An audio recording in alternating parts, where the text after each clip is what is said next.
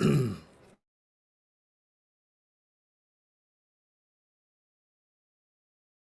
can't kill my confidence, I think I'm the man. Tally all the fucks I ever gave on my head. Lately I've been living like I can't take a loss. They ain't wanna help me, that's what made me a boss. Oh, yo, it's your man, Blac. Episode 4, Black Thoughts Podcast.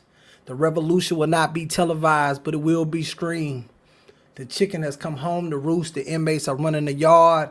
And God is steady more blessing all the trap niggas. I'm glad everybody's here joining with us. Everybody tag, share. We would have a dope conversation with some amazing individuals.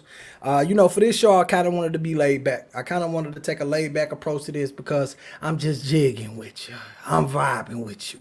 So what I did was I reached out to some guys, some guys that I really appreciate. Some homies, some big homies to me that I could reach out to.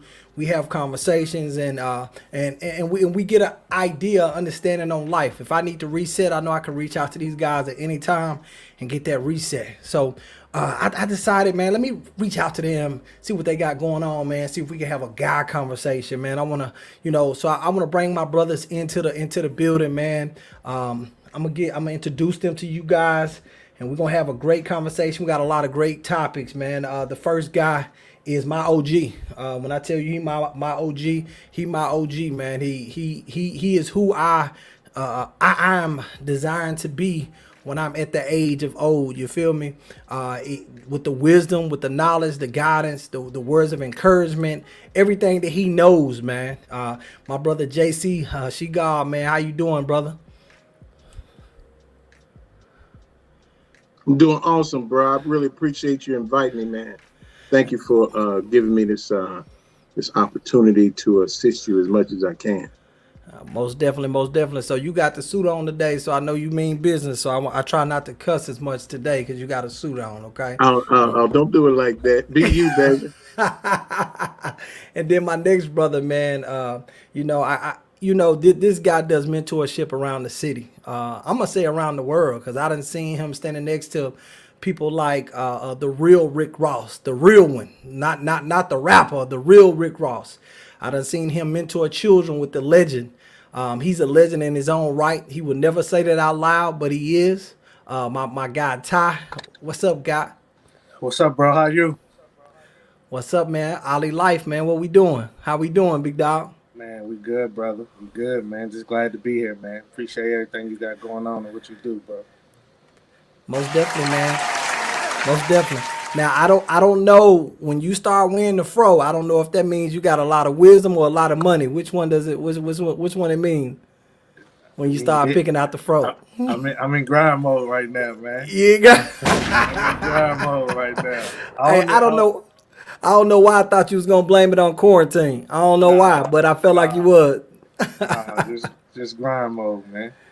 Right. Well, man, thank you for being here, man. Thank you for being here. And then my next partner, man, he my comrade. I mean, we stand beside each other on a lot of issues. We secure the community when it's necessary. The chief, my guy, my brother, Mr. Charles. How we doing, big bro? We doing good, man. Appreciate the opportunity, bro. Most definitely, man. I thank you guys for being here, man. I see you look like you walk fresh out of Zamunda, so we ain't gonna hold you up. We know you got other cities and shit. Other cities, other cities and shit to secure. So we gonna go ahead and slide, man. Hey, what's going on, man? Have y'all been watching the news, man? Have y'all been seeing all the shit that's been going on in the city at all? Yes, sir. Did y'all see on Murfreesboro Road? For those of you who watching that don't know, we're in Nashville, Tennessee, and like earlier today, man, there was a shooting of two people shooting at two people from across the street. And neither one of them got hit, but two people that had absolutely nothing to do with the shit got hit. One of them is critical with a headshot wound.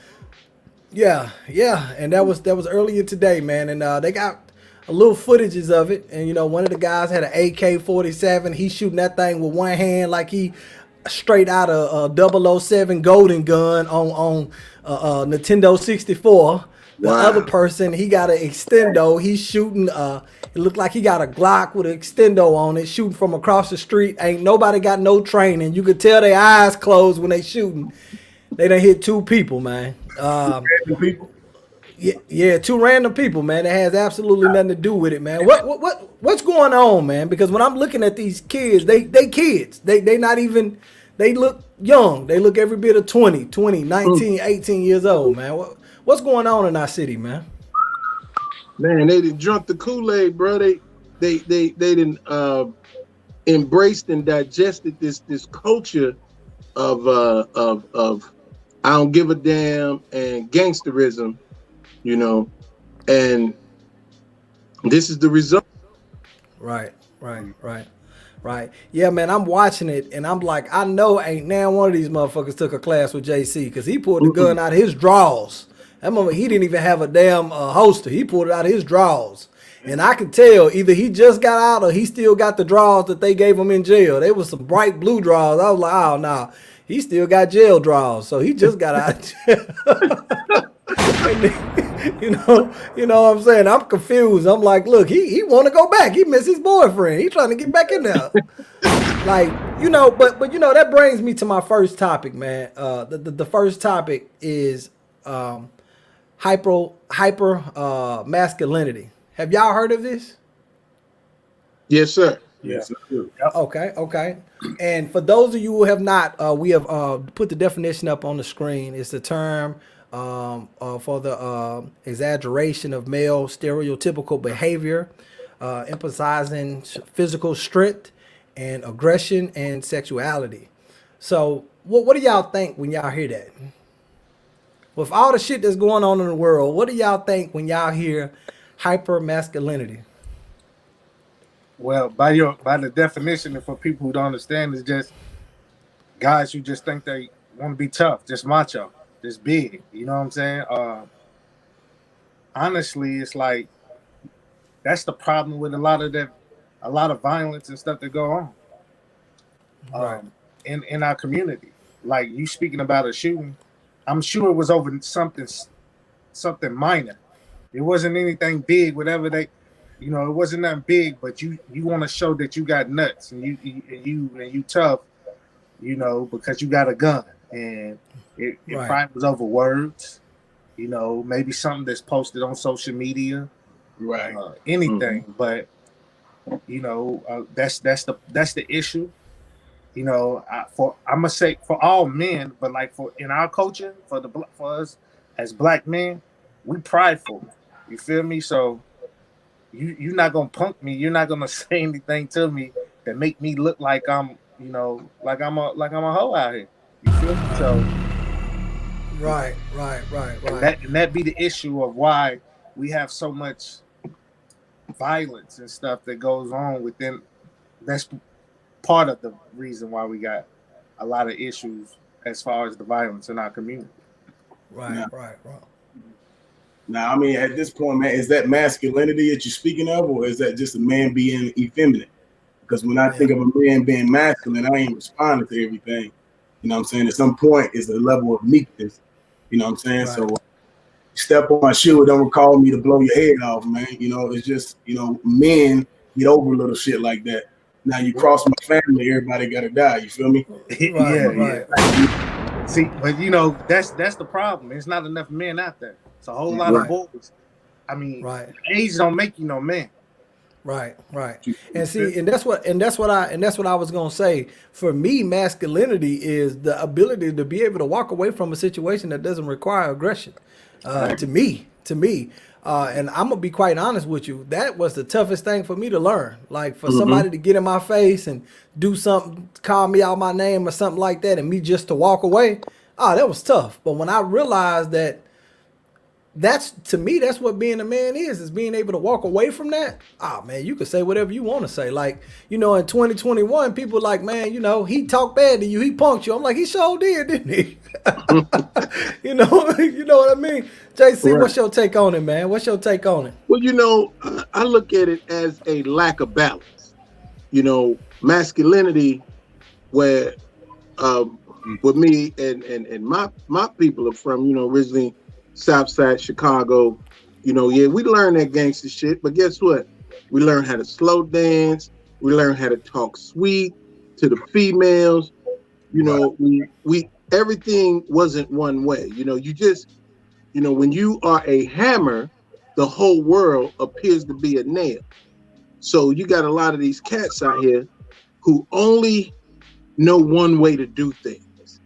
And because they only know one way to do things, this is the result, this toxicity, Right. Right. So because they are not being taught the other ways, because you can't show what you don't know. Right. This is the result. I mean, you make an excellent point, man, because one thing that I realized growing up is I got kicked out of every school I ever attended. And it wasn't because I wasn't a scholar, or it wasn't because I wasn't focused on my education. It was because you couldn't punk me. You couldn't say nothing about me. You couldn't say nothing slick. You couldn't talk about my mama. You couldn't do nothing. You know what I mean? Right. And it took a great deal of time and maturity for me to realize that, I could beat up 100 niggas. There's still gonna be 200,000 other niggas that I'm gonna have to beat up. They're still gonna doubt me. They're still gonna say something about my mama. You know what I mean? So it took me a long time. I had to lose a lot, man. Go to jail quite a bit, man. I got a rap sheet longer than Lishie Avenue, man. From times or encounters I just been in to where it was like, I sit back and look at him and was like, bro, that was worthless. Like that amounted to nothing. You know what I mean? So. But when you read about hypermasculinity, man, the way they describe it in context is basically our upbringing. The way they was like, you need to be a man. Men don't cry, and you need to say it with your chest, and when you hurt yourself, walk it off. That's kind of what they describe it as being imposed on us as children. You know what I'm saying? What y'all think about that? Nah, that's true. That's true. That's the first thing your big brothers, your uncles, whoever's in the household raising you, man. Stop all that crying, man. You a big boy. You don't cry. All of that. So we have that mindset as we get up and as you get older. Like everything, you got to be tough. That's why, like I always, when people say, a woman can't teach a boy how to be a man, right? Well, it's a balance. They give us that balance though. Right. So you growing up in a single parent home and it's just your mom showed you that side of how to be caring and nurturing of other people's feelings and all that stuff. So, but you get that, like you said, you get that side of you don't cry. You got to be tough. You got to do this. You got to do that. Right. That's an issue. That's an issue. Right. We suffer as we get older. What if the mom is showing you how to be petty? Yeah. What if the mom is showing you a lack of impatience? Because again, like you say, and I agree with, a woman can't teach a boy how to be a man. So there's a lot of components that are left out. Yeah, he's an adult age male, but that don't make him a man, because there's components that he is missing from an actual man. Right. So when he's missing these components, now he get into his feelings. He start mimicking his environment. They say that less than 1% of us rise to the occasion. We fall back on our training or lack of training, and this is the result of that. Lack of training. Now I can agree that the woman does provide some sort of balance, or they supposed to, because I can see it in my son. Like when my son spent more time with his mom than with me, because I was out creating revenue, my son picked up a lot of her traits, like Mm-hmm. like a great deal of them. And Mm-hmm. one of the main traits was compassionate. My son is one of the most compassionate kids on this earth. Like he's really compassionate. Whereas in places where I'm like, man, nah, man, fuck that nigga. Like he like, no, we gotta go and give him some bread, you know. So I know he picked that trait up from his mom because I lack thereof. I lack that. But also, he has, of course, picked up some petty traits and some other things that his mom. That's gonna come with it. That's gonna come with it. It ain't. He ain't gonna come. He ain't gonna come out of the relationship being groomed with his mom unscathed. He gonna have something. Right.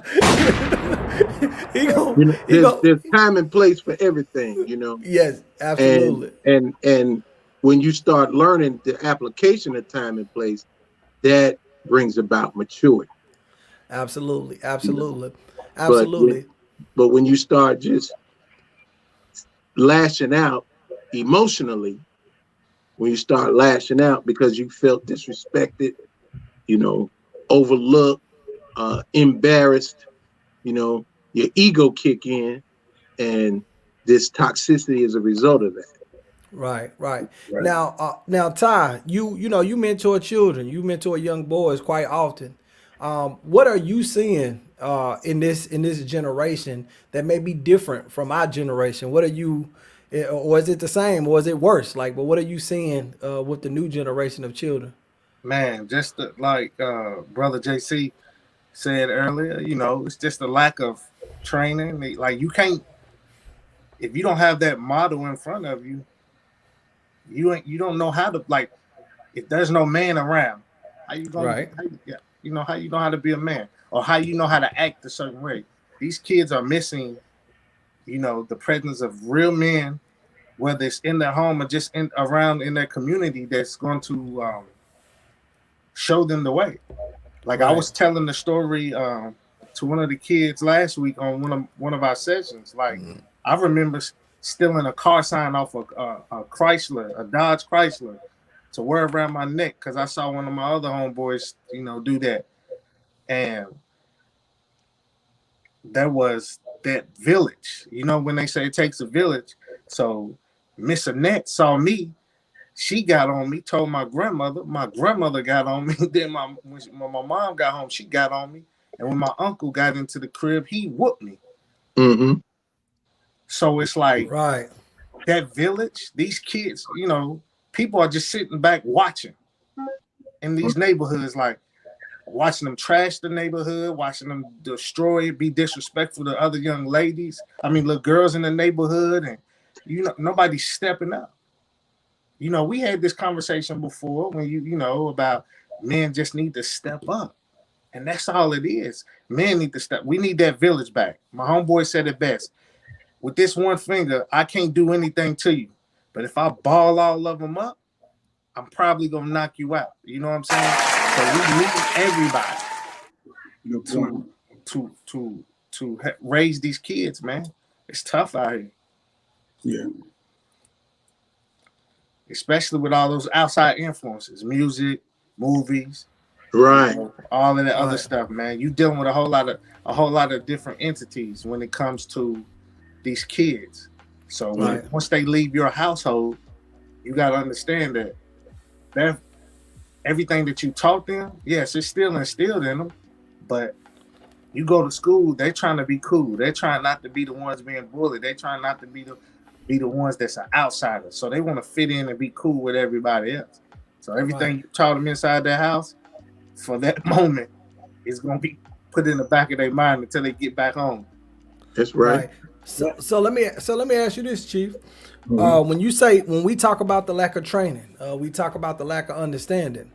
Well, it's kind of hard to train or raise a village of children that are misguided when most of the leaders themselves lack training, lack emotional sufficiency, they lack understanding the self.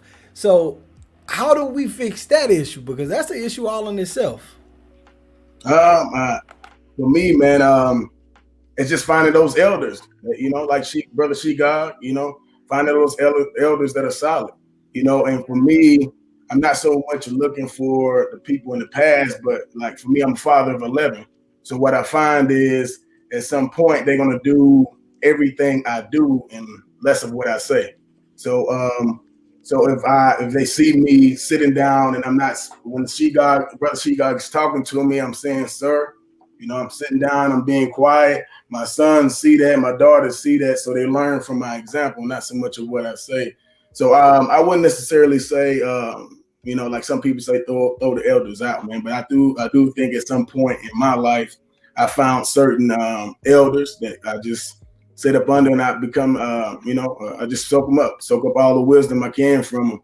So I think at some point that's the only way we can kind of turn this thing around and begin to create a community, like the brother said. It takes a village. But then again, the grandparents of my children are not as stable as the grandparents back in the day. So they're still trying to get their life together. They're still clubbing. So at some point, what I find is a lot of the elders may not be the elders of the family. You just have to look out and find those elders in a solid position. Yeah, most of everything that I learned growing up about relationships and about family is from women I dated. Like I dated them and their parents. I watched how their parents maneuver, their mother and father interacted because I have a type, you know what I mean? And my type seems to always have a close relationship with their parents, you know what I mean? So I've always been able to learn. And then of course, you got Will Smith and Uncle Phil, and you got Bill Cosby and all these other people that I watched and groom myself after of. You know what I'm saying? But like in 2021, JC, what is a representation of family, if there is, that a kid could grow up looking at and viewing, because we don't really have those shows like that no more. So, like, what would be your idea of where would they go for that guidance? Well, it's difficult because, like you say, the influence, like the one brother said, between the movie, the music, the television, and then one another, they have established their own understanding, their own standards. Mhm. And Right. when we stop putting things and stuff ahead of integrity and honor and education, then they will see. Right. But as long as we start putting superficial things in front, now what they do is they chase those things. And it's at all costs, cream, cash rule everything around me. If it don't make no money, it don't make no sense. So, and they Right. want to flex and flodge and stunt. Well, I remember when I was growing up, all the old folks was doing the stunting because they invested, they worked, they retired. Now they got the nice cars, the nice homes, they go on vacations. Well, now they're doing it at a young age, and they don't have nothing to look forward to. So they ball out. They ball completely out. So yeah, they may experience something that somebody their age didn't experience, but they don't appreciate it. And those experiences is something to help you grow, not help you show. And and that's funny that you say that, because I remember growing up, I would actually go and work a job. I would pick up a second job just to buy a certain pair of shoes. Or I would pick up a second job just to go and buy some Jabot jeans and some Reeboks, because everybody else had the Jabot jeans and Reeboks. But in hindsight, I could have been working towards establishing another business. You know what I mean? Uh, it's so much other stuff that we could have. It's so much stuff that I could have invested in at a younger age, but I lack the knowledge. I lack the education on it, and how to do it. So like when I sit back and I watch these children, like I never forget.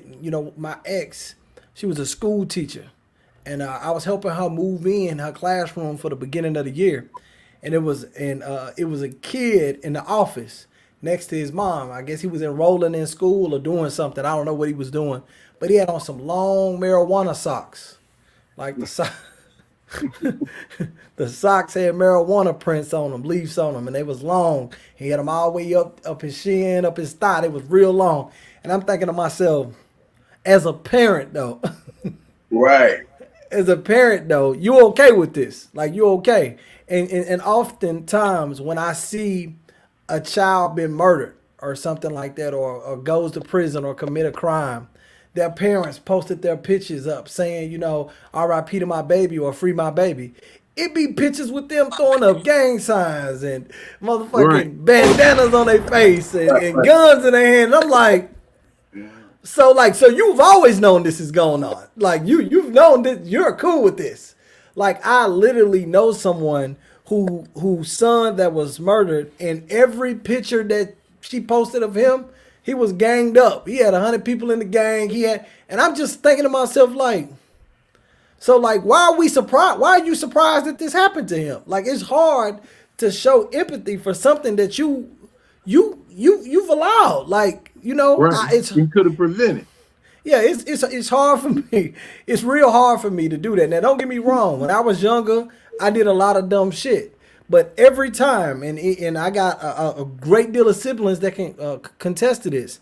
Every time I went to jail, I went to jail. I didn't bring nobody with me. I didn't call my mom to bond me out. I didn't call my girl to bond. I went to jail for me, and I took my time to myself because I knew what I was doing before I did it. I said, look, if I do this and I get caught, they're going to give me 6 months to a year.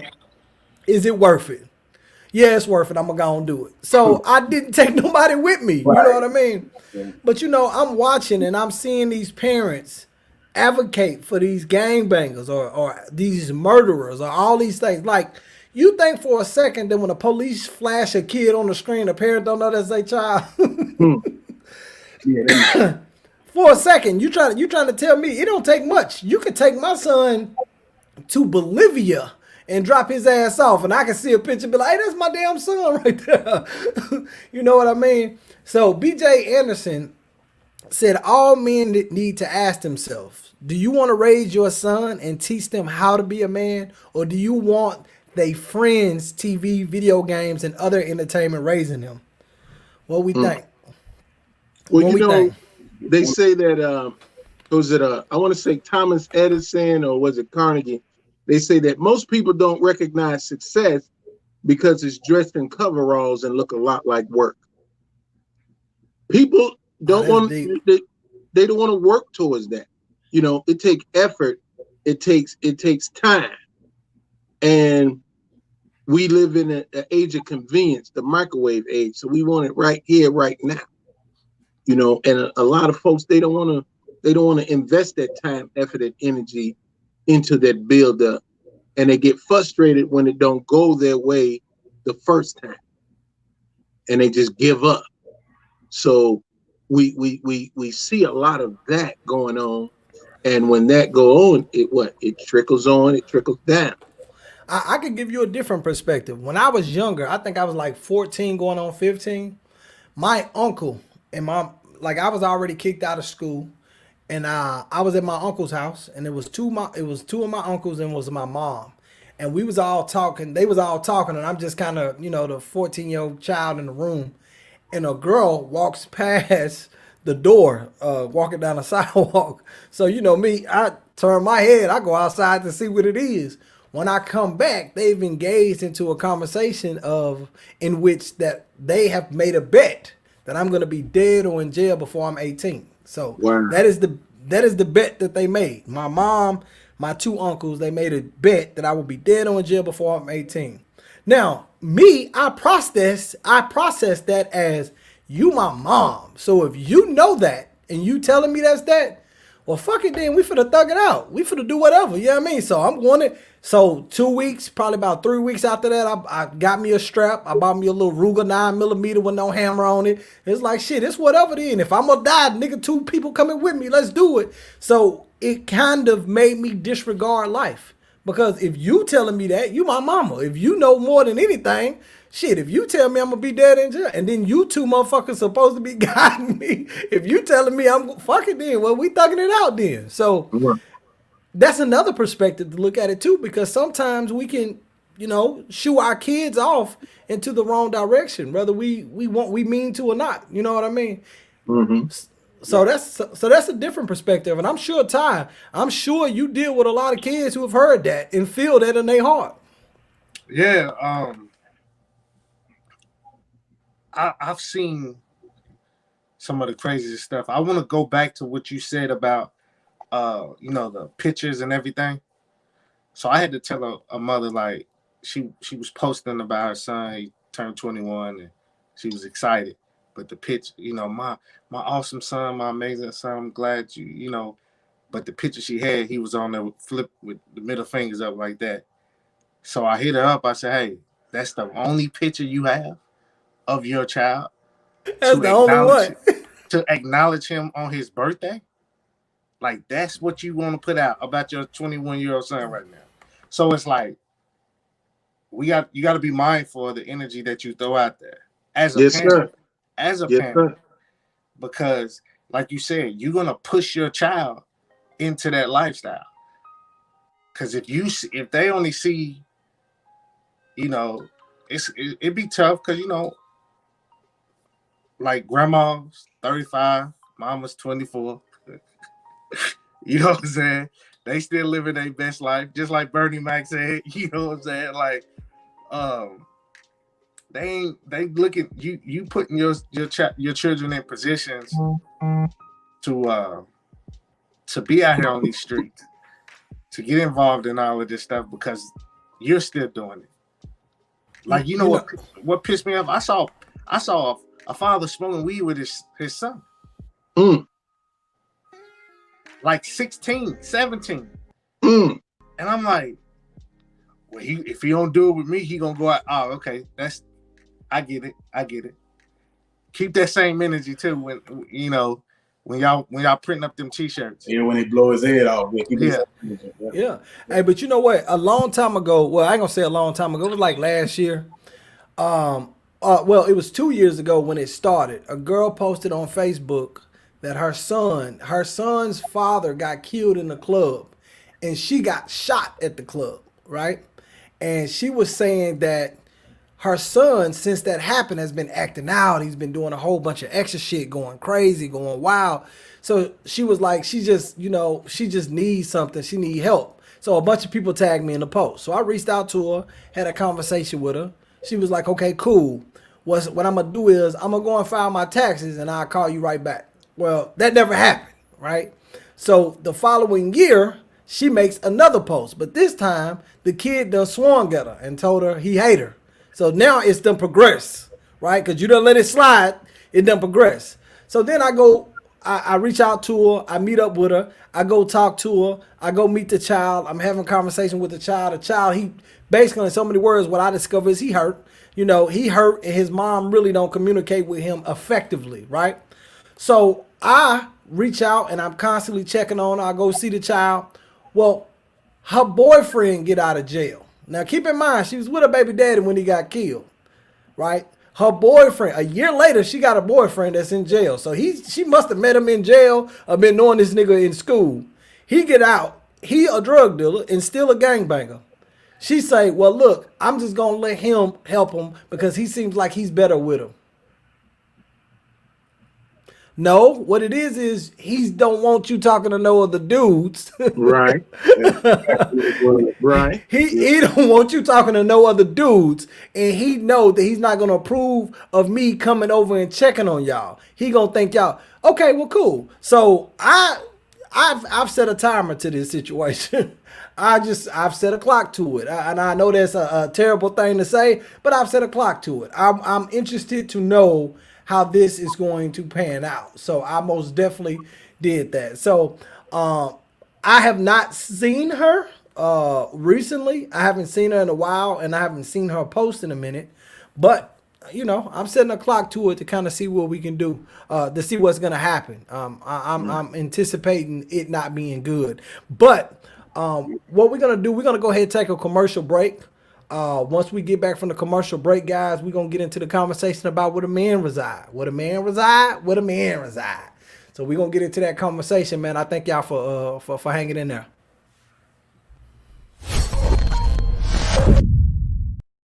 What's up, ladies? It's your girl Cynthia Bailey from The Real Housewives of Atlanta, and I got some good news.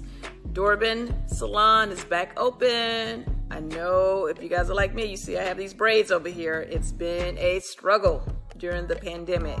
So Dorbin Salon is back open. They sell hair, they do hair, they deliver whatever you need. They got you, boo-boo. Okay? Make sure you guys go show some love and go get your hair done.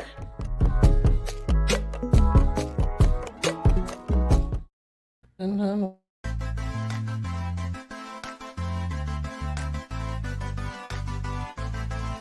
love is Jay's butter. It's really good on your hair. My favorite has got to be the peppermint mist, the leave-in conditioner. It's so soothing to your scalp. I've had dry, itchy scalp, and I tell you, it's amazing. My favorite product with Jay's butter is the natural flaxseed elixir, especially on the hair that's not mine. Y'all know what? I really love Jay's butter. I love Jay's butter.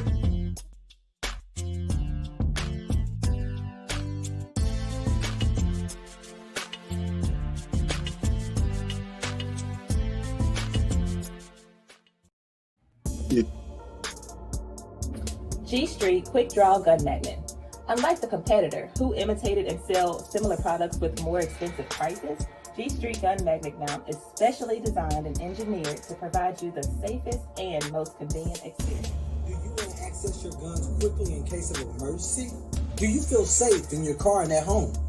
Do you want to be able to hold your guns for any different situation? After our research, we have redefined our gun magnet mount for the market to solve any complaints from gun fans. We have designed and redesigned our magnet mount, which is made from premium, eco-friendly material, excellent craft, unique appearance with quick draw and quick load functions, and hold flat surface firearms safely and secure. Order your G Street Quick Draw Gun Magnet today with free delivery at gstreetedc.square.site. Look, I suggest that you fall in line and show me my respect. I'm the best. None of y'all a threat. This is not a test. I'm upset. Come around here, I'll make you stand on all your threats.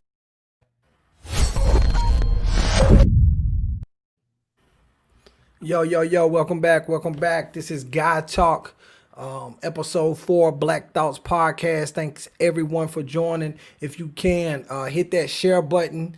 Go ahead and tag your friends, man. Let's get the dialogue moving. As I stated before, the revolution will not be televised, but it will be streamed, and we are streaming. So let's get it. I want to bring our guests back on. Fellas, welcome back. Thank you guys. I hope you guys want to got y'all a shot of tequila or something to get this thing popping. We about to get into a real spicy topic, I believe, man. I named this topic, man, where the men reside. Where the men reside, where the men reside. The reason why I named it that, man, because we got the guy, the money reside guy. He's gone viral for jumping out of the sunroof, asking trying to take you where the money reside. But I sometimes sit back and wonder, where do the men reside?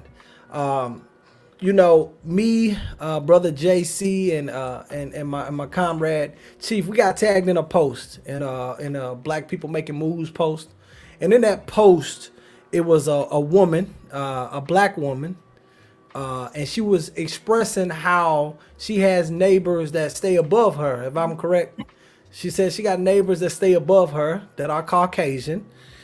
And they are Trump supporters, and they do a lot of things just to tamper with them or make their life uncomfortable. They throw things on their balcony. They dump cigarette trays on their balcony.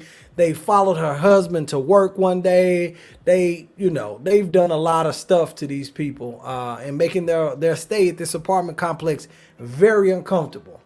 And of course, when you mention certain things like this being done to a black woman, they reach out to all the black knights, to come and save the day. They tag a bunch of men that they know is going to resolve this issue.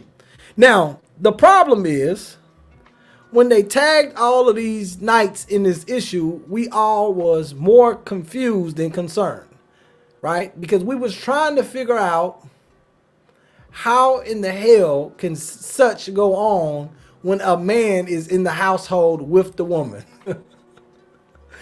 And Chief, you shaking your head, man. Why you shaking your head? I'm Hey, I don't know, man. That's why I say I don't know. I don't know what. I don't know. Now, go ahead and finish what you saying, man. I don't know. no, Uh, and I think we all got confused by that. yeah, So, these guys, this person is being bullied, right? And they're going through all of this situation, and they're going through all these things, and there's a man in the house. And as so many people were asking, what the husband do? Like, in my mind, you haven't watched. Like, don't get me wrong. I know there are some men that aren't confrontational, some men that aren't physically trained to combat or don't want to physically engage in combat. But you have never watched one episode of Kung Fu Panda. You wasn't a fan of the Power Rangers. You never did not. You can't even pinch a bitch. Is what you telling me? Is that's what you're telling me? seriously. Yeah. Yeah. So fellas, if y'all can y'all kind of describe what your thoughts were when you were reading that? Because Ty, I don't think you saw it. So fellas, can y'all describe to me? I mean, when I read it, man, I mean, I think she mentioned her husband like towards the middle of it. So at first, I thought it was just her, But then when she mentioned her husband, but when I read over it, the first thing came to mind is like, for one, I think I heard that he was the guy had followed him to work, followed the husband to work. Right. Then he texted the wife and informed her that he was being followed to work. And when they came home, I think they were throwing stuff off the balcony onto the children's toys or something like that. And the first thing came to mind is like, I don't know if a woman has to post that on social media at some point, he can't be holding it down in the home. You know what I'm saying?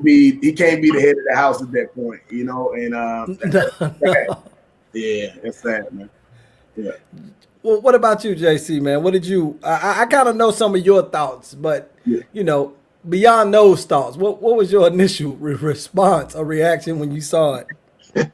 Man, I read over it a couple of times, and I was like, okay, I need to get in contact with this dude. Right. Because there's three sides to every story: his side, her side, and the truth. So, and I was wondering why she felt so emboldened to put him out there like that. Right. And right. I was also seeking a solution. And when I didn't hear back, I'm like, I started checking with other nights that was tagged. And I'm like, have anybody heard back? So when none of the other nights was like, no, I haven't heard anything from her. Okay, so now I'm going into recovery mode. Right, absolutely. Is this, what is this? What is this exactly? Because there is no way that she should have put that up there without consulting him first. Absolutely. Because they are they're a couple. They're a team. You know what I mean? So it bothered me. It bothered me to no end. And then later when she did, she wanted to explain herself, but I'm like, I want to hear from the people. Right. I didn't want to hear from her because she could frame her own narrative.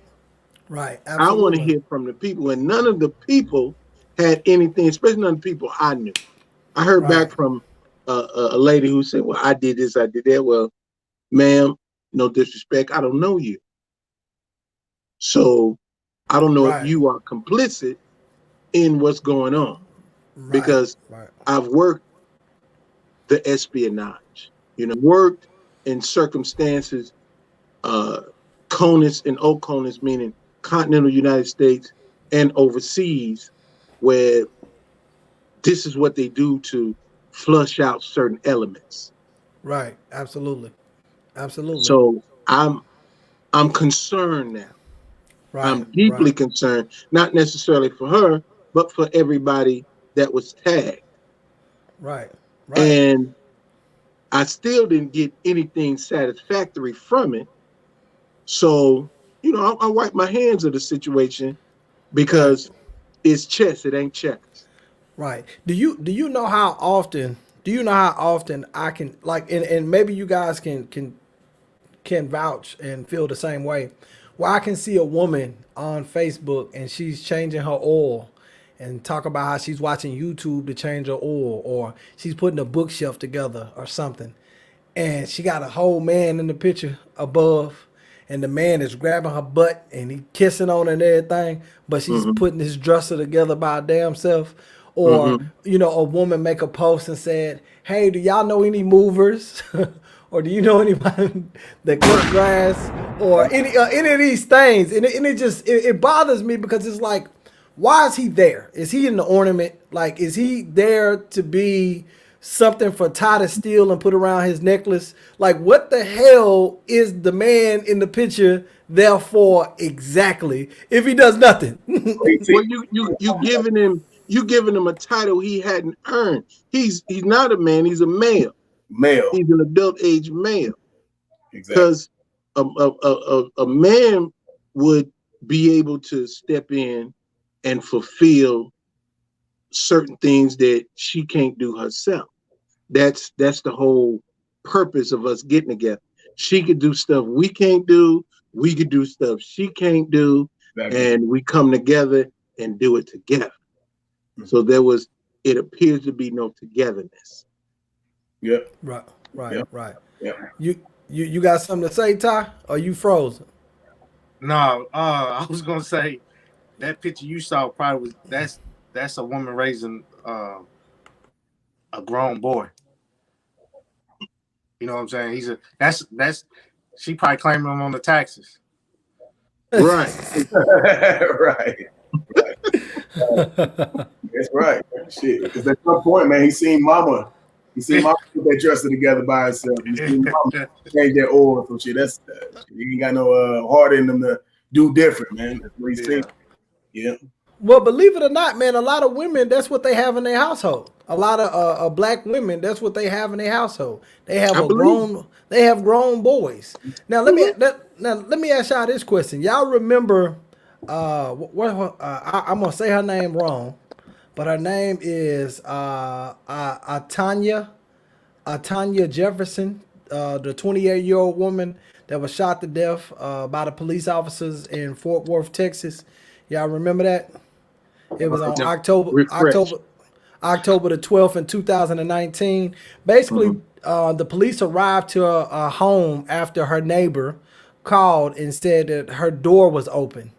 And he knocked on the door and she didn't come to the door. So he went home and called the non-emergency number for police to come. And they came, and when they walked in, I guess they were startled by her and they ended up shooting and killing her. Yeah, and that happened. That happened in 2019. That was 2 years ago. Now, my question is: the man that actually called the police, the man who actually called the police, and this is some footage from that situation. The actual man that called the police was a black neighbor. He's a black man. He's lived next to her for somewhat to between 5 and 7 years. So he knew her. They've been there for a while. My question to you guys is, why didn't he just go in? Why did he have to call police? Why didn't he just go in? Well, I look at it one of two ways. He either had ulterior motives for calling, or he was ill-equipped to intervene. Good way to put it. I don't know, man. I've never had no hand-to-hand combat training, but I'm still gonna go in, man. If it's somebody that I see on a regular basis, I got my office is my podcast setup is in an apartment complex. And the other day I walked outside and my neighbor trash was out there. I knocked on the door and said, "Hey, is this trash?" He said, "Yeah, I grabbed it and took it." I just don't foresee why, because you get a feeling that something is wrong. You know, why not go in? I mean, yeah, you may be ill equipped, but damn, she would at least be alive. I mean, he was ill-equipped in the manner of a manhood. Yeah, You know, he could also be a misrepresentation of manhood. He could also be a subject of alternative upbringing. right. You know, Right. or he had ulterior motives. Right. You know, Cause you know the way I look at it is my son's mom, she sleep like a rock at the bottom of the lake. Okay, if you let my son mom get tired and she go to sleep, she's gone. It's nothing. And if you don't push her, knock something over, or set something on fire, she not waking up. But if you bang on her door hard enough, long enough, she'll at least roll over and come and see what the hell is going on. I wonder why he didn't knock on the door. Like, and I'm only discussing this now because it was fresh in 2019, and I wanted the conversation to be more focused on the man and not the actual situation that occurred. I just wonder why black men, aren't lion-hearted as it pertains to protecting our black women. well, you know that whole when somebody tell you I don't need you, then you tend to step back and step away. Right. That's good. And like the brother said earlier, like Brother Charles said earlier about the village concept, we practice this radical individualism. So we act like we don't need each other.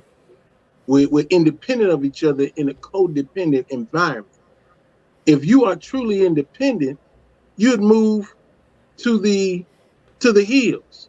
You'd move to the country by yourself. By yourself. Right. But if you're still in the urban areas, you codependent. Right.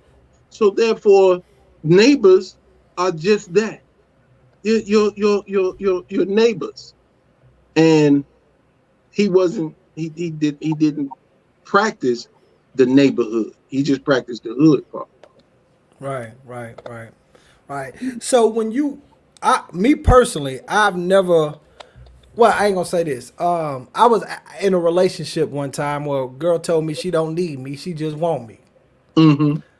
How should I take that as a man? Should I take that as a man that exactly what she said? I'm not needed? Because like I sometimes confuse what it means by wanting somebody. Because if your car break down, if you're and this is the picture of the queen that was murdered. When you hear a person say I want you, if your car break down and your tire is flat, do you want me or do you need me to come and change the tire? Is the thing that I be trying to figure out. When they tell you that they just want you, that there's a time attached to it. Yeah, that's what I was going with. It's a time thing. When somebody needs you, it's unlimited. Right.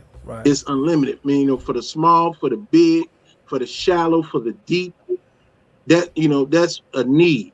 But when they want you, it's a user thing. Mm-hmm. Or shall I say a misuse or abuse thing. Because and there's a difference, because I like on my podcast, I tell them, use me, just don't misuse me or abuse me. Because when you use something, you take care of it. Mm-hmm. See? So, but if you don't plan on using it, you misuse it, you abnormally use it or abuse it. So that's what that means. Right. And that's also a woman who wasn't raised, right. She didn't see it. She didn't have that example for her. So she's not knowing. She probably think Megan Thee Stallion is a good rapper too. Right. You know what I'm saying? Like she didn't get that proper training. Granny wasn't around. Mama probably was out doing her thing. Granny probably passed. Mama doing her thing. That's a woman. Because those words shouldn't come out of a woman's mouth. Yeah. Right. So Hope said it's called being independent. If a woman does not need a man in her life, but she wants a man in her life, is different. I think you're looking at it different. Women who are independent don't need a man, but do want a man around. Yeah, that's not natural design, man. No, it's not. Thank you, bro. It's a book called what's her name, Sazra Ali, A Black Man's Guide to a Black Woman, and she stated that, and what happens is you catch these young women who are raised by bitter old women who went through toxic or dangerous situations with black men, and now she's in return taught that a black man can't do anything for her, so she'll make certain comments like that. So what she was saying is, Nino, I need your dick. That's it. Right. Period. You know what I'm saying? Like, she doesn't need anything else, but technically she does need a man. That's natural law. Right. If not, it wouldn't be. Right. Mm-hmm. Yeah. So I agree with that too, because I kind of channel JC when he said I think want is temporary to me. Like when I hear you say you want me, it's until you no longer want me. A need is indefinite, meaning I can always need your presence. I can always need your guidance. I can always need your understanding. Now, you don't necessarily need the title. You know what I mean? Right. Brother Eugene, thank you for joining us, bro. He said that train of thinking comes from slavery. And I would absolutely agree with you on that. It absolutely does. It comes from for slavery, but that kind of moves into our next topic. We said, right, you have to look at her upbringings too. Where are the women? Now, this actual woman that I'm speaking about, her grandparents and her mother raised her, but they are not in the best of predicaments. So and they all single. So yeah. That's what it is. I mean, as Jamie Foxx would say, jam, jam. So, hey, the next conversation, man, that I want us to kind of tap on. Ty kind of sparked a conversation. Mr. Ali here, he made a post on Facebook, and I'm gonna read the post, and I don't know if we got it to put up, but if not, I'll just read it.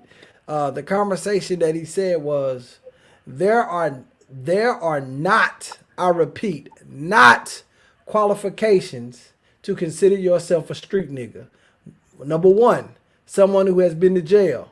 2, if you grew up in the projects. 3, if you sold drugs. 4, if you joined a gang. 5, if you have murdered or are not afraid to murder. 6, if you have committed a crime. 7, if you rap about anything listed. 8, if you have tats, braids, dreads. In 2021, I'm gonna say lip or eye piercings, or face tattoos. So for anyone who considers themselves a street nigga, I'm curious to know the criteria. I'm asking for the community.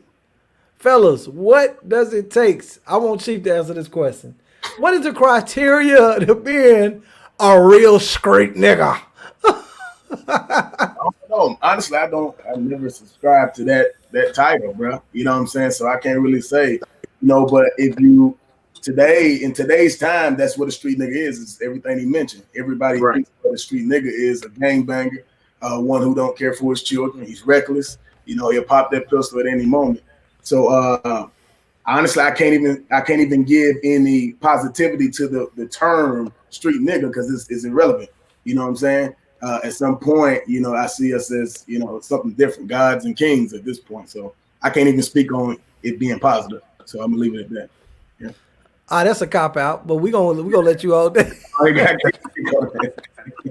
Yeah. JC, what's a real street nigga, man?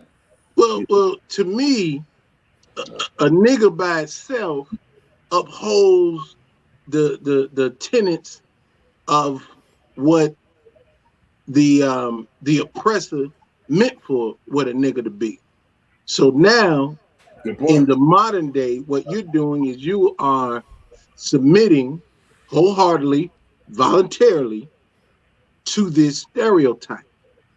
So whether you are in the street or whether you are in the corporate offices, a nigga is a nigga. See what I'm saying? So you're gonna submit yourself to that stereotype voluntarily, and as a street nigga, you're going to the very things that keep the community low, keep the community from rising, keep other people from rising. You that's what you're gonna do. You're gonna keep them from graduating because. Go ahead. No, I was gonna say, growing up, I acquired the stereotype of a street nigga, and it was a badge of honor at 16, 17 years old. When I never forget when I was 15 years old, an older guy who had been to prison for like 15, 20 years told me, "Bro, you like a young OG." And I was like, "Oh man, you can't tell me that. I'm I'm an OG." You know what I mean? Right. And growing up, I wanted to live by the guide of being a real street nigga. Like, you couldn't say nothing to me. I'm smacking you, nigga. I'm pulling that pistol out, nigga. Whatever. Like, let's do it. Let's get into it. But as I got older and transitioned and just became more wiser herself, I realized that none of the criteria I really actually ever fit. I've never been to prison. I've been to jail. I don't have a felony, only misdemeanors. Just a lot of the things on the list don't even, I've never lived in the projects ever. I've always lived across the street.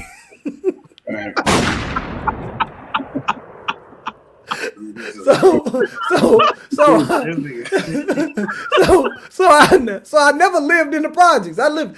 If y'all know where where River Chase Apartments is, River Chase or Second Avenue, Lane Garden Apartments used to be at. Yeah. I didn't live in River Chase. I didn't live in Lane Garden. I lived on Second Avenue. I lived like I could just go climb out of my backyard and I'm in Lane Garden. You know what I mean? Right. Now, so does that mean I'm not a street nigga because I didn't grow up in the projects?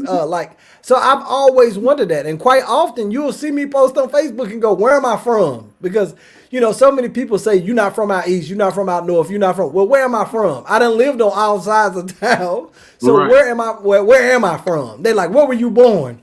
I'm like, "I was born on Douglas." They was like, "All right, then you from out north." I was like, "Oh, okay." I stayed on Douglas for 4 years. I lived everywhere else longer, but that's where I'm from. Okay, I got you. But I've never understood the conversation about what a street nigga was. But I lived it.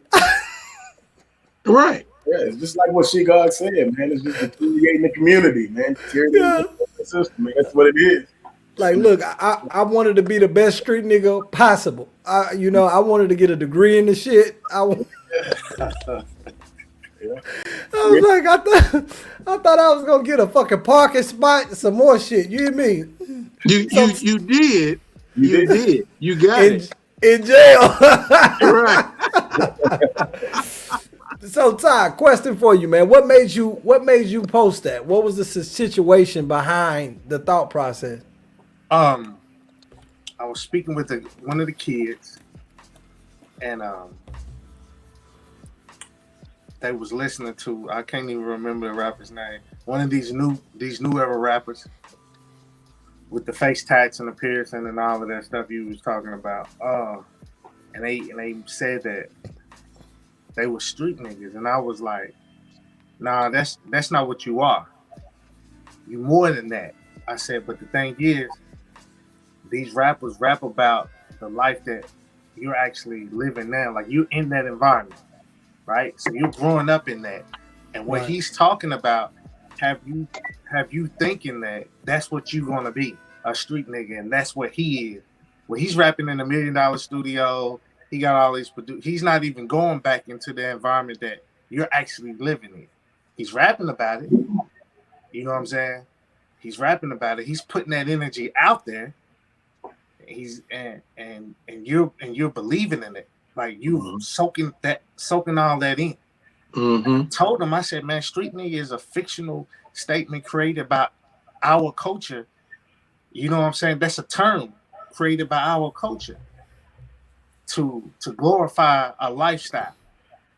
You know, and you got to think what people always say. Most people that's from the projects don't even want to be in the projects, man. That's right. Want to be in the projects, right? You know what I'm saying? So you telling me y'all rapping about making like this lifestyle that you left out of, but these kids that don't rap, that don't play basketball, that don't play football, but they're growing up in this environment and they're trying to figure out a way of, you know, to get out.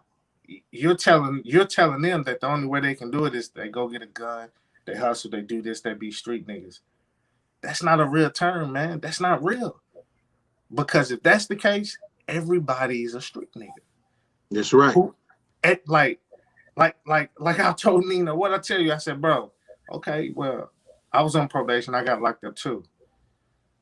I got tattoos. I had dreads. I had braids. You know, I have weapons. I grew up in a single parent home in the projects. I did some illegal stuff for a little while. Not long. I didn't go to prison. I went to jail. I've been arrested. So does that make me, because of that, you consider me a street nigga? No. Right. No. And don't call. I don't want to be called that. See, that's because that's something cool to say. That's only because you haven't solidified it. You gotta rap about it, brother. Once you rap about it, God, you're a real street nigga if you rap about it. And that's the sad part, because think about this though. Yeah. When you think about rappers or the industry, right? The rap industry. You know, people can create.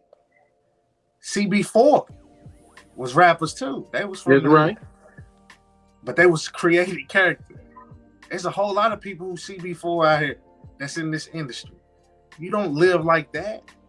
You never have.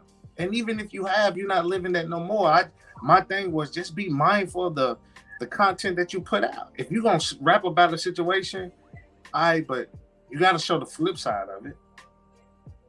You feel me? Like I just can't tell you that growing up in the projects is all about this, but I don't tell you that you can get an education, you can go to college, you can get a trade, you can get your LLC, create your own business, you can do whatever it is you have to do to get out of that situation.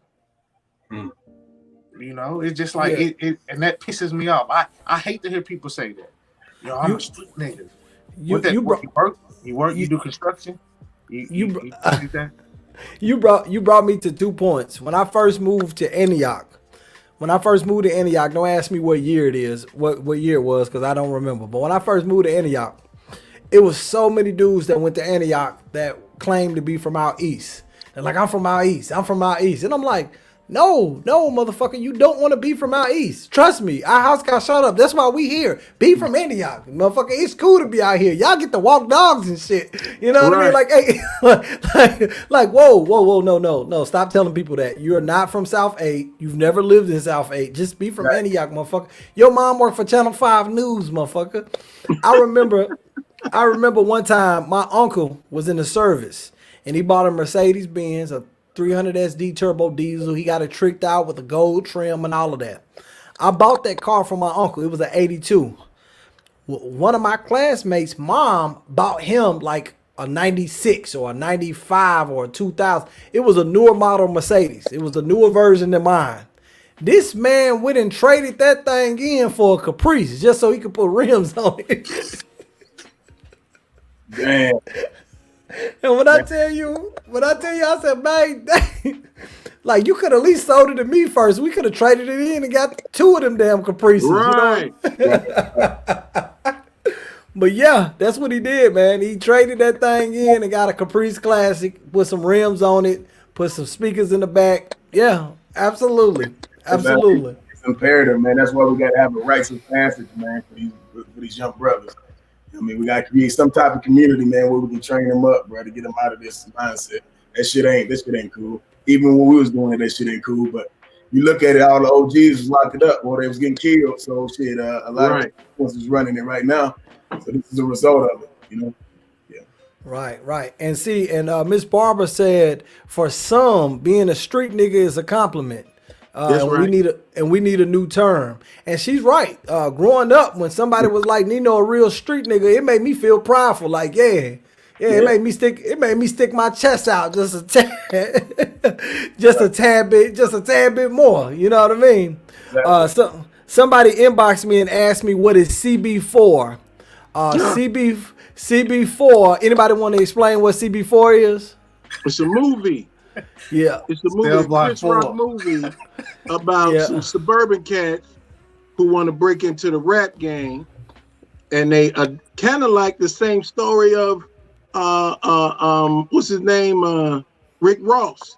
They took some other cat name and start rapping, got famous. Then the other cat got out of jail and want to claim his reputation back. Right. So ain't nothing new underneath the sun. I'm watching that tonight. Y'all remember that? Hey, what is that? Straight out of Low Cash, a crazy motherfucker named Gusto. Yeah, there you go. Boy, you silly, bro. Hey, bro, that was my movie, man. Cell Block 4, baby. You hear me? You can create these characters. Right. Create these characters when you in the industry, or you can. We the most influential culture, so for us to create a term to where you got all other races using that term too. Man. Right. And you looking like, really? Mm-hmm. You're saying you got white kids in Brentwood that call themselves street niggas.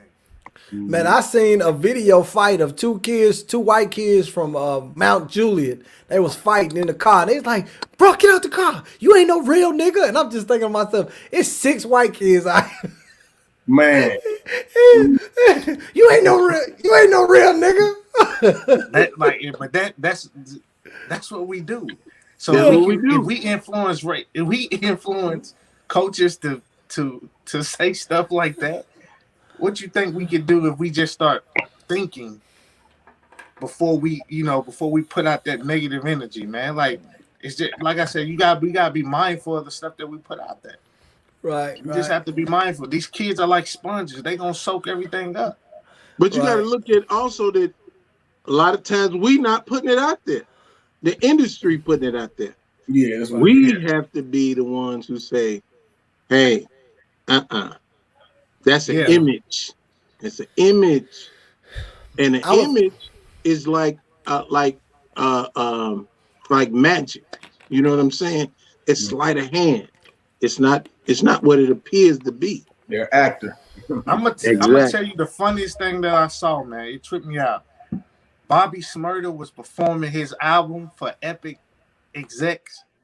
And he was going crazy, jumping on the table, standing on the table and shit. But like, zoom in, look at these people's faces. They're like, look at this dude. Like this, he's like a monkey, man. Like he's just sitting up here.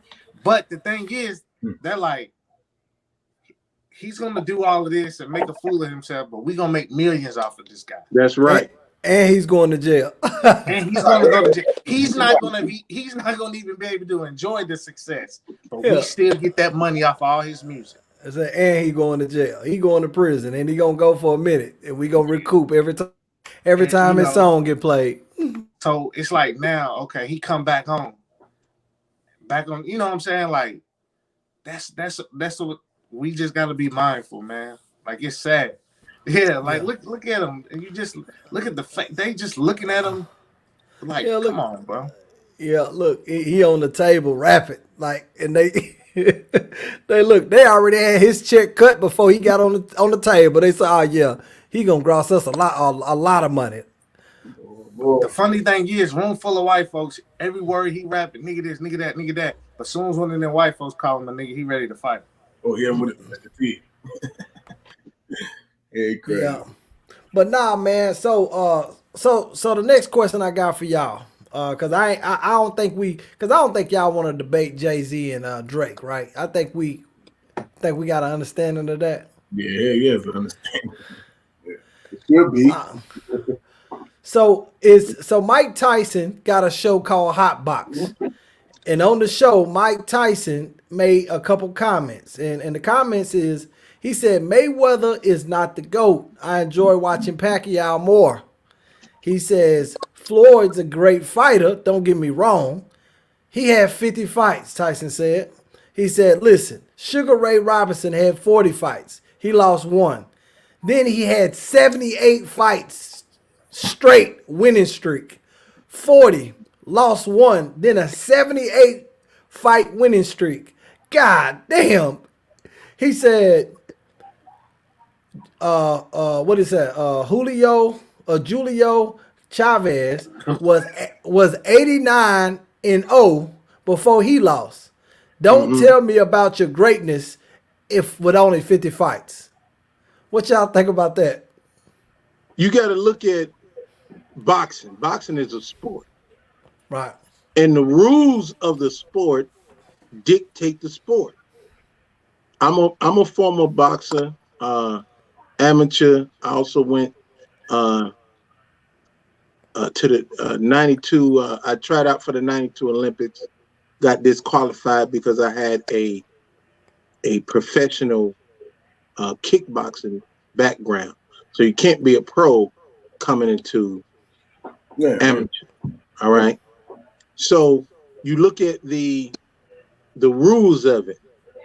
Mayweather embodied the rules of boxing.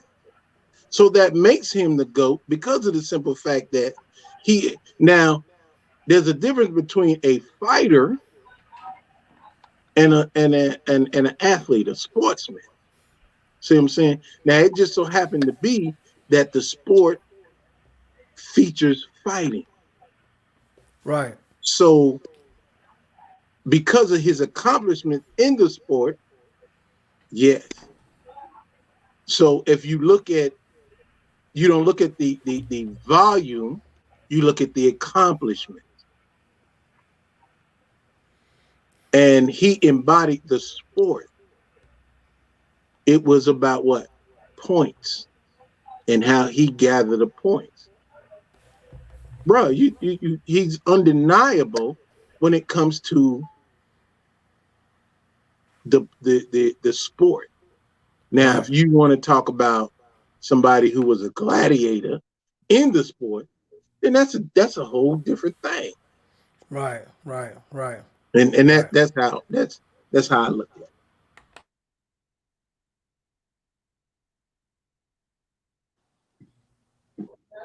I'm from Louisville, so I'm biased. Muhammad Ali's the greatest fighter ever. He's the GOAT. Mm-hmm. Yeah, I love me some Muhammad too. Yeah. To me, as far as his inside in the ring and outside the ring, you're uncomparable. Oh yeah, he's uncomparable. You're uncomparable. Ali all day on that one. Yeah, Ali all day sport. uncomparable. But when you come to embodying the sport, you got to give it to. You ain't got to. I'm just saying. Yeah, I get you. That's Mayweather. But as far as a historical figure, man, you can't compare it because he was unmoved. Ali was unmoved. You know, and it goes back to the original part of our conversation about, you know, what's your motivation? Is it money or is it legacy? And his was legacy. Ali was legacy. Floyd is money. That's why he changed it to the money team. Right. Yeah, did. Yeah. That's a good point. Okay. So let me ask y'all this: when you hear these debates about who the greatest, because like I said, I saw the other day somebody made a post about Drake is currently 34 and Jay-Z is currently 51, and it's believed that Drake is just as big, if not bigger, star than Jay-Z was at 34. What do y'all think about that? Like musically, and the accolades are concerned, would you say Drake is bigger than Jay-Z? I don't know about Well, that one. Yeah. At that's just like 34, saying that are you Beyonce is bigger than Michael Jackson. but are you asking at that age? Is that specifically at 34? The question is at that age. This is a conversation that Funkmaster Flex, hey Nas, you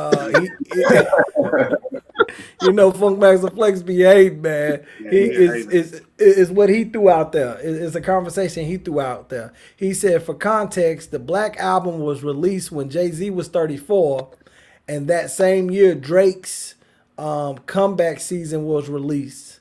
If we strictly talking about hits, culturally impact, star power, and ability, it's safe to say that Drake is a bigger and better star than Jay. I don't know, man.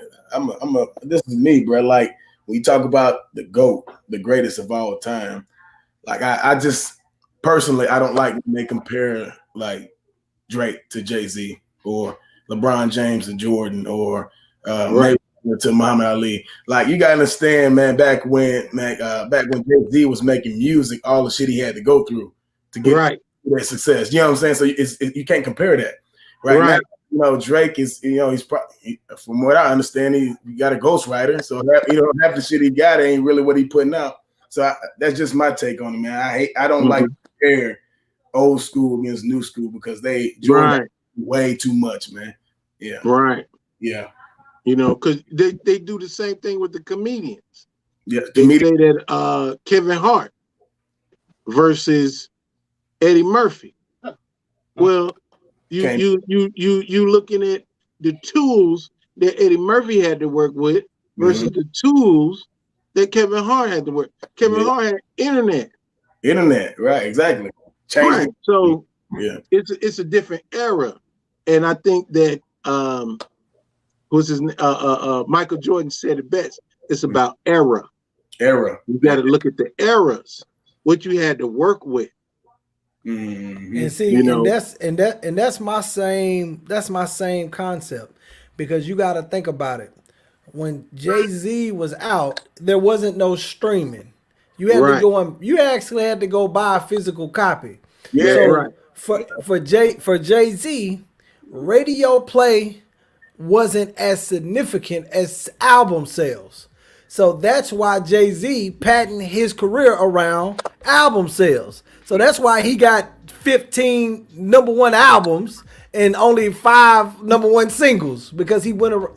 And Drake is vice versa. Drake is in the era of radio, ringtones, and social media. So because of TikTok, because of that, he gonna have 101,000 #1 records, but his albums ain't gonna go platinum. You know what I mean? Right.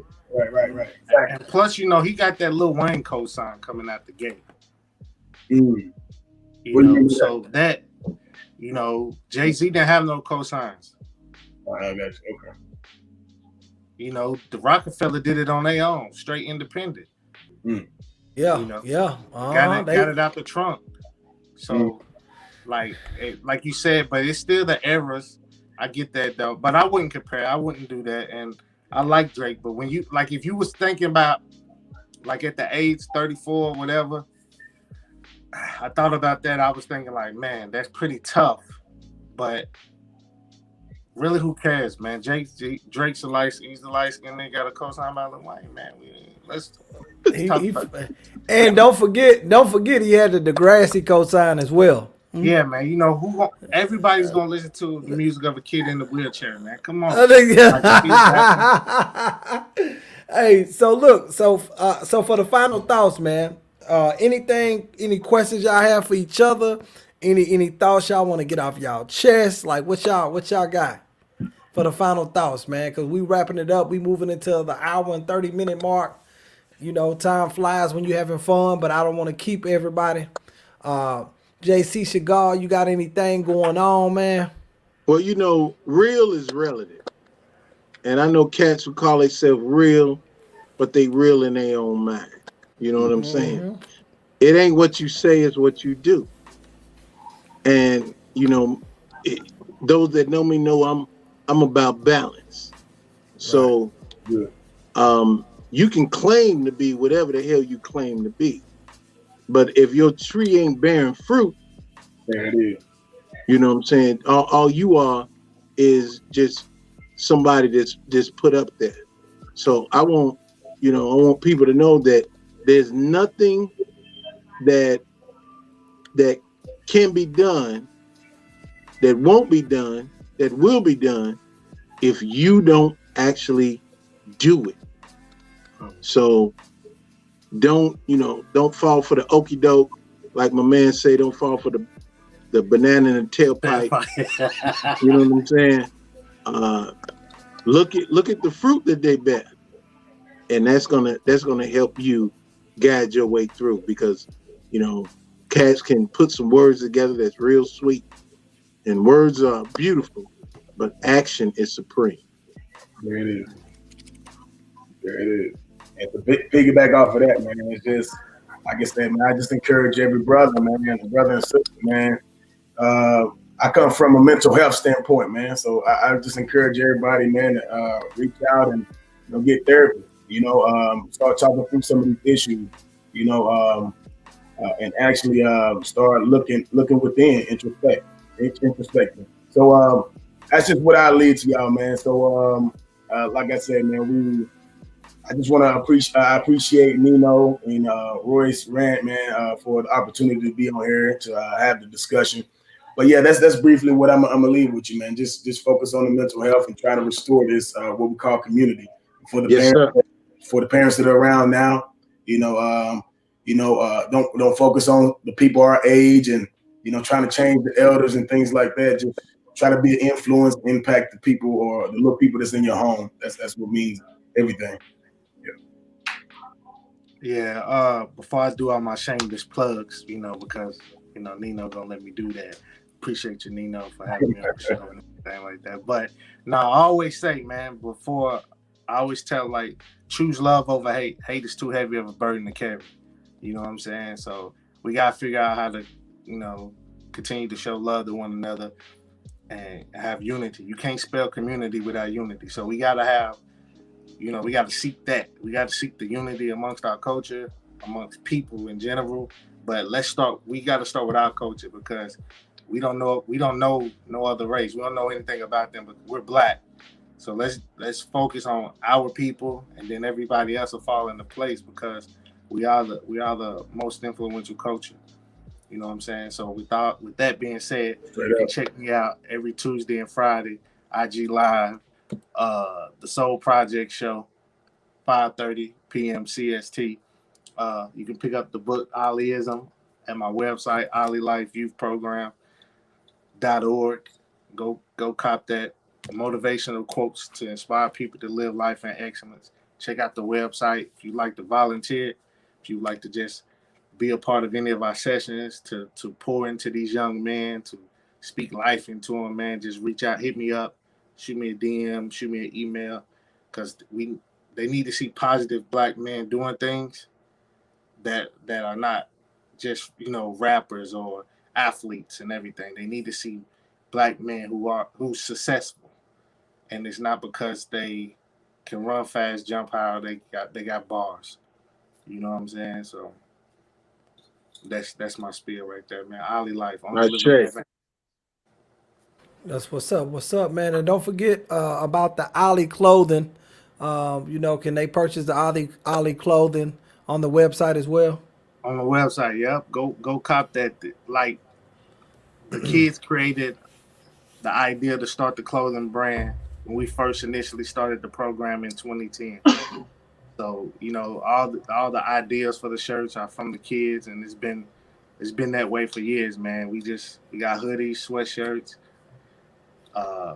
t-shirts, baseball tees. That's Aliism, motivation t-shirts. So, like, yeah, man, just go out and success is based off of how many people you're able to bless.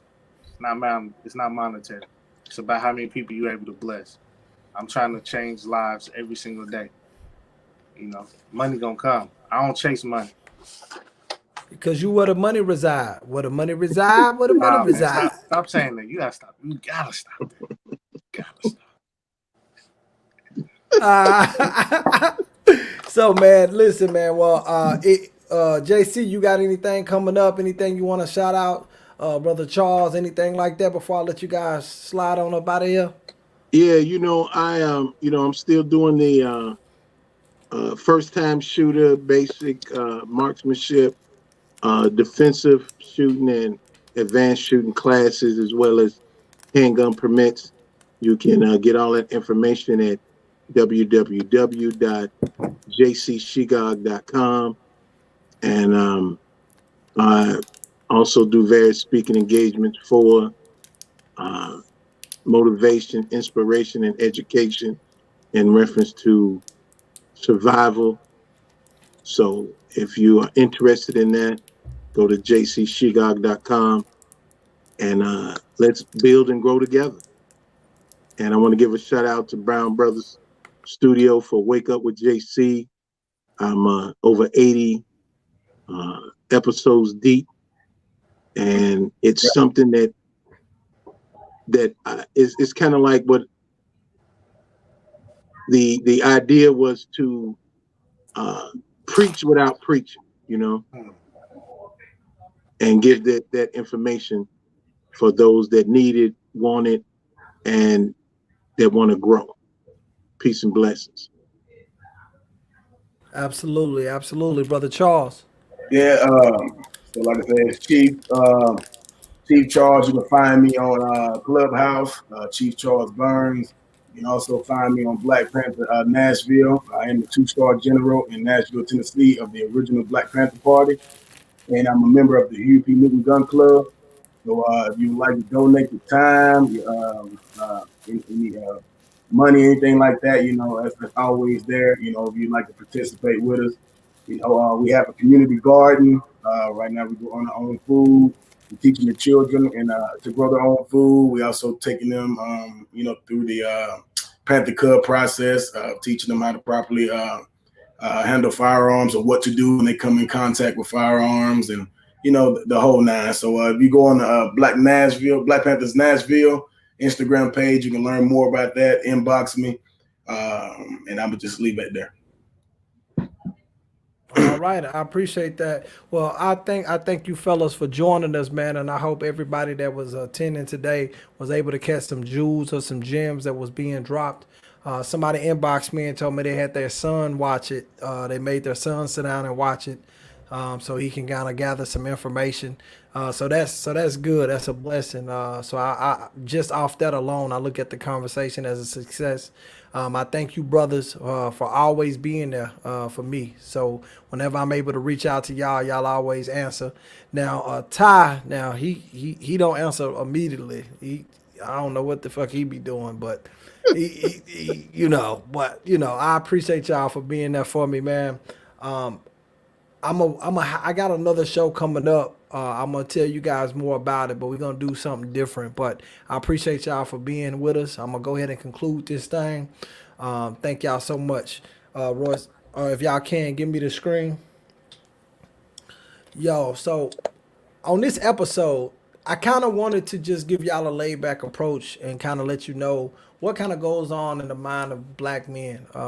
Because our show is based around black culture. We have other shows on the Royce's Rant podcast, but I wanted to bring something to the podcast network that was specifically for our people. I watched the comment sections and we got a mixed audience. We got people, reaching out and inboxing and congratulating and telling us how good of the information that we giving. So that let me know we on the right track. Something Brother Charles said something that was kind of influential, and he may not even know how influential it was, but he said mental health. As black men, we don't often seek mental health assistance. We automatically assume that we know. We automatically assume that we can get through it. We can pull ourselves up by the bootstraps because let's face it, that's what we was taught as children. So a lot of the things that we go through, we struggle through. A lot of the things that we go through, we have to hit bumps in the road and we have to go through situations in order to learn from them. And that's where you get the real street nigga mentality from, or where you get the mentality of not needing somebody, but just want somebody. It's because we go through that girt of learning the hard way. So I want to say that I found a website, and well, not found, actual therapist reached out to me and gave me this website, and I kind of want to share it with you guys. The website is called therapyforblackmen.org. That's therapyforblackmen.org. And it's a website that you can go to actually locate a black therapist in your area. It's basically a place where black therapists come together and provide exactly what's needed in the black community for us to empower ourselves mentally. So check out that website. Also on January the 27th, from 7 p.m. to 9 p.m. Central Time, they're going to go live where you can actually meet the therapist that's on the website. So you can go kind of get a feel for them, reach out to them, figure out if their actual services can be paid for by your insurance company. So you want to check that out as well. Again, that's on January the 27th from 7 p.m. to 9 p.m. on Facebook. And you would go to www.facebook.com/WitWise and it's WITWIS Megan MEGAN. So you make sure you check that out. Again, this is for our community. This is for our people. I mostly put my shows based on the needs of our community. So if y'all have any topics y'all think y'all want to hear me discuss, anything you want me to touch on, feel free to inbox me. Feel free to reach out to me via Facebook and any social handles. This is the 4th episode of the podcast. We're going to get bigger. We're going to get better. We're going to perfect this thing. This thing is going to be, it's a family. This is the first step to the community is having conversations. Because as you know, and I talk about it quite often, right now we have neighborhoods. We don't have communities. So by you tapping in, by you bringing in your opinions and giving your thoughts, or bringing a different perspective in the comment sections, or sharing and bringing other people who have different perspective, you are helping with build the community. So again, the first step, as Brother Charles said, is mental health. So let's check into therapyforblackmen.com with Dr. Megan Pickens. And let's see if we can get the assistance we need. And for those who are unaware, your insurance company or your job may provide you with a allotted amount of free therapy sessions. Take advantage of them. And I don't want to hold you guys any longer, but thank y'all so much for joining us. It's your man, Nino Black, and this is Black Thought Podcast, Russ's Rant. Thank y'all. You can't kill my confidence, I think I'm the